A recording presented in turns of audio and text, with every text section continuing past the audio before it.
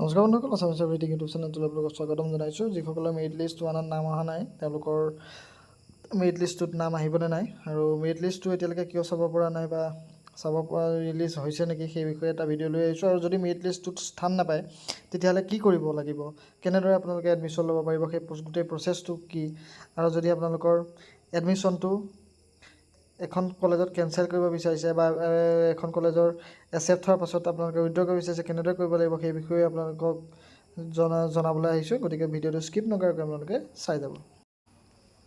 নমস্কাৰ বন্ধুসকল, merit list 2 এতিয়ালৈকে প্ৰকাশ হোৱা নাই। প্ৰকাশ হওঁ অৱস্থাত আছে, হয়তো আজি ৰাতিলৈ প্ৰকাশ হৈ যাব, নহ'লে কাইলৈ ৰাতিপুৱাৰ ভিতৰত এইটো প্ৰকাশ হৈ যাব। গতিকে কেনেদৰে চাব সেইটো মই আপোনালোকক আকৌ এবাৰ দেখুৱাই দিছোঁ। মেৰিট লিষ্টটো আপোনালোকে ইয়াত চিলেক্ট কৰিব লাগিব, যিটো প্ৰথম অপশ্যনটো দেখিছে ইয়াত আপোনালোকে মেৰিট লিষ্টটোৰ বিষয়ে কথা চিলেক্ট কৰিব লাগিব। মেৰিট লিষ্ট 2 হিচাপে চিলেক্ট কৰিব লাগিব। এইখিনি মেৰিট লিষ্ট 1 আহি আছে, ইয়াত মেৰিট লিষ্ট 2ৰ অপশ্যনটোও আছে দেখিছে। গতিকে মেৰিট লিষ্ট অতি সোনকালে আহিব, কাৰণ মেৰিট লিষ্ট 2 বুলি যিটো অপশ্যন আছে সেই অপশ্যনটো আহি গৈছে। মেৰিট লিষ্ট 2টো ক্লিক কৰি দিয়াৰ লগে লগে তলত মেৰিট লিষ্ট 2 যিখন কলেজে আপলোড কৰিছে সেই কলেজখনৰ নাম সৈতে এনেদৰে আহি যাব, আৰু আপোনালোকে চাৰ্চ কৰি আপোনালোকৰ যিখন কলেজৰ মেৰিট লিষ্ট চাব বিচাৰিছে সেই কলেজখন আপোনালোকে ল'ব পাৰে।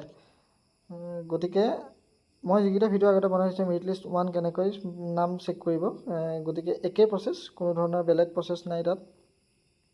আপোনালোকে একেধৰণে মেৰিট লিষ্ট 1 যেনেকৈ চাৰ্চ কৰিছে তেনেদৰে আপোনালোকে মেৰিট লিষ্ট 2 চাৰ্চ কৰি ল'ব পাৰিব। এতিয়া কথাটো হৈছে, যদি মেৰিট লিষ্ট 2টো নাম নাহে তেতিয়া কি কৰিব? মেৰিট লিষ্ট 3 প্ৰকাশ পাব নেকি? মেৰিট লিষ্ট 3 প্ৰকাশ নাপায়। মেৰিট লিষ্ট 2 হৈছে লাষ্ট মেৰিট লিষ্ট। গতিকে তাত যিসকলে স্থান পাব তাৰপাছত এডমিশ্যন হ'ব। এডমিশ্যন হৈ যদি কোনোবা কলেজত পোষ্ট থাকি যায়, এডমিশ্যনৰ পাছত ছিট থাকি যায়, তেতিয়া আপোনালোকৰ স্পট এডমিশ্যনৰ যোগেদি এডমিশ্যন ল'ব পাৰিব। আৰু স্পট এডমিশ্যনটো এনেকুৱা হৈছে, যিসকলে মেৰিট লিষ্টত নাম নাহিলে তেওঁলোকেও গৈ স্পট এডমিশ্যন ল'বগৈ পাৰে, আৰু যিসকলে ৰেজিষ্টাৰ অলৰেডি সমৰ্থ পৰ্টেলৰ যোগেদি নকৰিলে তেওঁলোকেও গৈ সমৰ্থ পৰ্টেলত তাত গৈ স্পট এডমিশ্যন ল'ব পাৰিব, আৰু ৰেজিষ্ট্ৰেশ্যনটো কলেজতে আপোনালোকে কৰি ল'ব পাৰিব। গতিকে যিসকলে মেৰিট লিষ্ট 2 স্থান নাপায় বা যিসকলে অলৰেডি সমৰ্থ পৰ্টেলত ৰেজিষ্ট্ৰেশ্যন কৰিবলৈ থাকি গৈছে তেওঁলোকসকলৰ বাবেও কোনো প্ৰব্লেম নাই। আপোনালোকে গৈ স্পট এডমিশ্যন ল'বগৈ পাৰে। সকলো কলেজতে স্পট এডমিশ্যনৰ কাৰণে প্ৰতিবাৰে দেখি অহা হৈছে যে যথেষ্ট সংখ্যক ছিট খালী থাকে। গতিকে আপোনালোকে সেইদিনাখনে যাওক কলেজলৈ, স্পট এডমিশ্যন যিদিনা দিছে সেইদিনা আপোনালোকে কলেজলৈ যাওক, হয়তো আপোনালোকৰ সেইদিনাখন কলেজত আপোনালোকৰ এডমিশ্যন হ'ব।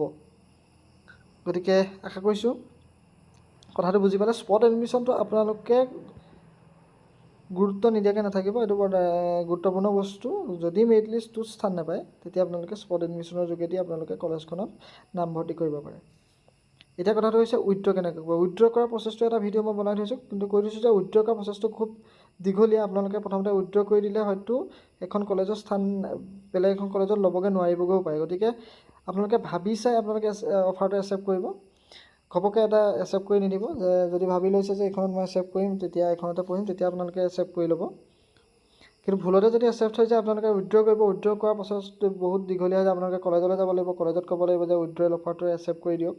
কলেজে একচেপ্ট কৰিব লাগিব। একচেপ্ট কৰাৰ পাছতহে আপোনালোকে বেলেগ এখন কলেজত গৈ পেলাই এডমিশ্যন ল'বগৈ পাৰিব। যদি কলেজে সেইটো উইথড্ৰ কৰাৰ প্ৰচেছটো নকৰে তেতিয়াহ'লে আপুনি বেলেগ এখন কলেজত এডমিশ্যন ল'বগৈ নোৱাৰিব। যিখনতে প্ৰথমতে এডমিশ্যনটো একচেপ্ট কৰিছে সেইখন কলেজতে আপোনালোকে একচেপ্ট কৰিব লাগিব, অৰ্থাৎ এডমিশ্যনটো ল'ব লাগিব।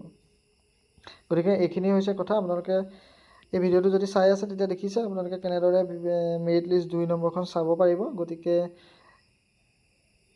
আগলৈকে এনেদৰে ভিডিঅ'সমূহ পাই থাকিবলৈ আমাৰ ইউটিউব চেনেলটো আপোনালোকে ছাবস্ক্ৰাইব কৰি দিব, আৰু এই ভিডিঅ'টো আপোনালোকে লাইক কৰি দিব আৰু শ্বেয়াৰ কৰি দিব, যাতে সকলোৱে এই ভিডিঅ'টোৰ পৰা অলপ হ'লেও উপকৃত হয়। ধন্যবাদ।